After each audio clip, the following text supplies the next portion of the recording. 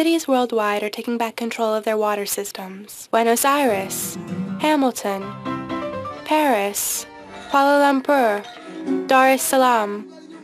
Years ago, they thought private companies could do better. Now they know that's not true, because they've seen the worst of unequal access.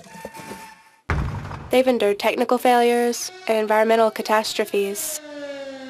Tariffs increased while their water systems were decaying.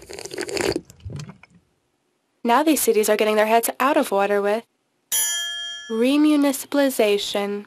They're transferring water services from private companies to municipal authorities. It's not an easy word to say, nor is it easy to do. But it can be done, and it can outperform private management. Oh yeah! Take Buenos Aires. In 1993, the government granted a 30-year concession to a subsidiary of French water company Suez.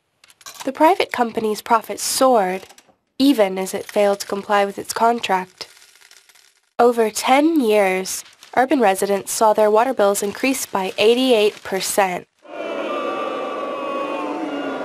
When the debt crisis struck Argentina in 2002, the company sued the country for its financial losses, and international courts are threatening to impose fines over $1 billion. After long but unsuccessful negotiations, the President of Argentina finally announced the creation of a new public water company. Expansion of access became the main objective, and the government pumped millions into infrastructure to universalize water access. Some innovative new strategies were rolled out, such as the creation of worker cooperatives that involve residents in expanding the water network in low-income neighborhoods. This initiative alone connected more than 700,000 new water users. This new public utility is not perfect, however. It was set up in haste with little public debate, and monitoring is largely in executive hands. But is a step in the right direction, and it now puts people ahead of profit. Or take Paris. In 2008, the city of Paris sent shockwaves through the water community when it decided not to renew its contract with French companies Suez and Veolia, the world's biggest water multinationals. They had operated the city's water supply since 1985. Several audits had revealed the company's excessive profits and other dubious schemes, enough to turn influential city officials into champions of public water. During his re-election campaign, the mayor of Paris pledged to bring water back into public hands. By 2010, the new public entity, Eau de Paris, was operating and realized 35 million euros in direct savings in its first year. As a result, water tariffs were reduced by 8%. But it was not an easy process.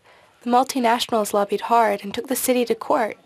Information technology transfer was a challenge. Relations between unions were tense, and some city departments resisted change.